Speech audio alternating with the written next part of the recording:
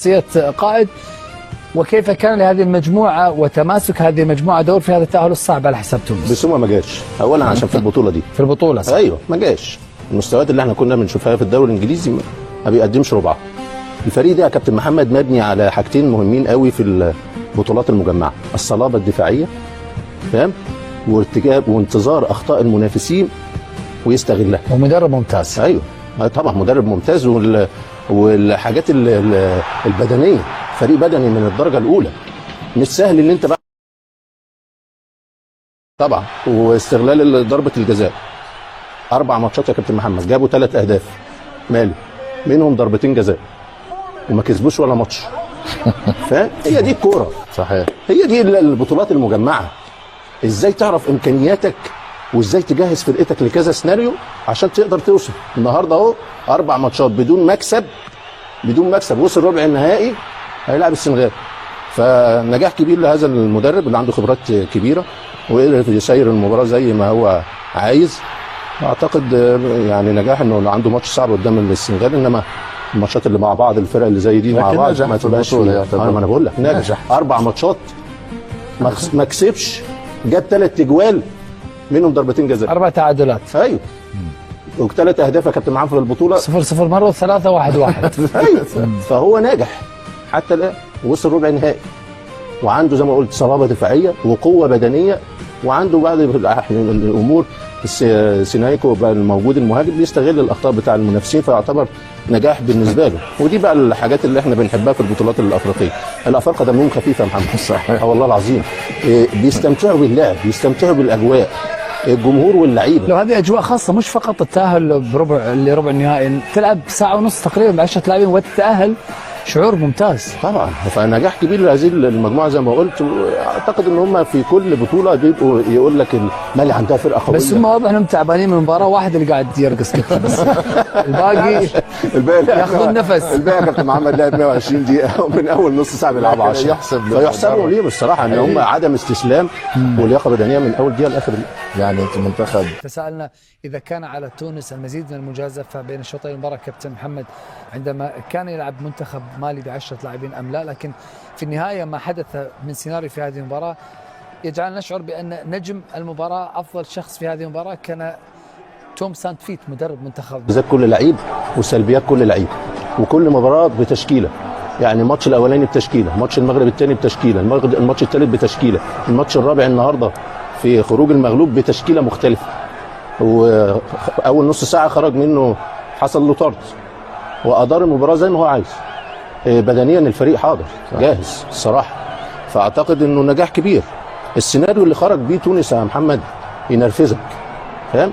احنا بنقول في كره القدم ينرفزك، لان الكره عايزاك وانت مش عايزها، فخلاص.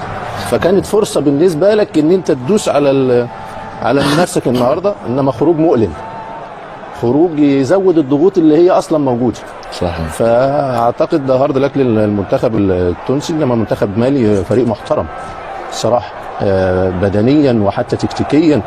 بيلعب بعد نص ساعه بيقول لي 10 لاعبين، وحتى في اختيارات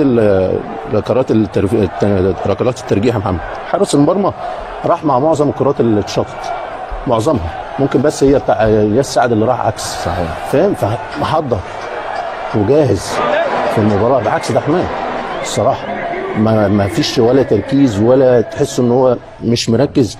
فانا اشوف ان هي دي تفاصيل التفاصيل. كسبان جبت جول في الدقيقه 88 لازم تحافظ عليه، خطا فردي، ضربه جزاء، تتعادل، تخش اكسترا تايم، ما خدتش المجازفه، تغييرات فيها بعض الامور غير جانبها التوفيق او الراي الصحيح. فاعتقد نجاح للمنتخب المالي، اللي منتخب في ال4 ماتشات يا كابتن محمد ما كسبش. ال4 ماتشات ما كسبش. ما كسبش ووصل لدور ال8.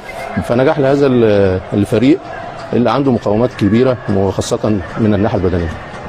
معناها يلعب اكثر من شوط ثاني كامل، وربع ساعه و20 دقيقه في شوط ساعه ونص، يلعب منقوص العدد. نجاح تكتيكي، نجاح فني، نجاح بدني، نجاح على جميع المستويات. دفاعيا المنتخب المالي لم يعطي مساحات، لم نشاهد معناها تفوق للمنتخب التونسي بشكل كبير في بعض الحالات التي نجحنا فيها، لكن في مجمل مباراة المنتخب المالي هو الذي نجح. وخبره لاعبيه استطاع في بعض الحالات اللي تكون فيها نوعا ما شك ان يكسب فاولات ويكسب كذا في الخروج بالكوره من اجل فيها قوه المالي وفيها ضعف من الهجوم التونسي. اي اكيد احنا متفقين في هذا، يعني اكيد احنا لما نتكلم على الفتره هذه كامله من الوقت الذي ياتينا ولم نسجل، هذا دليل انه احنا في شك في المباراه، معنى لم ننجح على جميع المستويات. بالنسبه لي انا شوات حقيقه قدم اضافه كبيره كما قلت، سعد كذلك قدم اضافه كبيره، يعني حنبعل يمكن 85 وكان جيد حقيقه. تغيير اكيد المدرب، ترجع للمدرب هل هو تغيير من اجل انه ارهاق او كذا، لكن انا اعتقد انه بس هي كابتن لقطات خروج حنبعل عند خروجه تشعر انه غاضب، يعني انه لم يكن يريد المغادره، يشعر بانه يستطيع يعني هو افضل لاعب، لان قبل خروجه بنص دقيقه جرى سبرنت وكان يستحق فاول على الخط. لكن لا لاحق هو سهل، انا معاك انه من المفروض ان يبقى حنبعل. لا انا اقصد شعوره هو، يعني اللي احنا شاهدناه من لقطات من رده فعل انه لا يريد الخروج. لدي اي اشكال على المستوى الصحي، انا اعتقد التغيير فيه نوعا ما من المؤاخذات وانا استحق ان يكون المباراه، لكن كذلك لا نريد ان نضع المباراه بمعنى ان نحمل يعني بن رمضان نواصل يعني المباراه، يعني وضع ركله ترجيح يمكن دخوله لم يكن يعني كما عدناه. بن رمضان هو لاعب جيد لكن لم يكن موفق في المباراه. انا ذكرني المباراه هذه مباراه نيجيريا في 2006، ولو انه احنا كنا افضل يعني اكيد في ركلات الترجيح سجلنا الركلتين الاولى وهم ضاعوا ركلتين الاولى بعد خسرنا المباراه. فالاشكال المباراه كلها تريد ان تونس ان تنتصر في المباراه. وساسي كابتن اللي كان عليه انتقادات كبيره قبل مباراه كبيره من افضل اللاعبين، لكن الساسي سبحان الله معنا في تونس ينتقدوه بشكل كبير اليوم لعب مباراه تقريبا بدون اخطاء بدون اخطاء ويمنع توازن. الكره القدم لابد ان يعطيك فيه لاعب توازن، يعني هو لم يكون موجود مع الصخيري يحرر حنبعل لم يكون موجود، او يحرر مثلا الغربي او يحرر لاعب ثاني، هو ليس اللاعب على المستوى البدني اكيد انه اقل مثلا من حنبعل الذي يركض في الملعب كامل. على فكره مرياح اليوم في دخول مرياح كذلك قدم له اضافه باستثناء يعني بعض الاخطاء يعني العاديه، حتى البيلانتي لم يكن بالمعنى انه بيلانتي، ما معنى بيلانتي؟ هي الكوره هي نزلت في كل الاحوال، هو قدم نوعا ما مباراه جيده من الدخول، لكن ظروف المباراه ككل لم نستغل.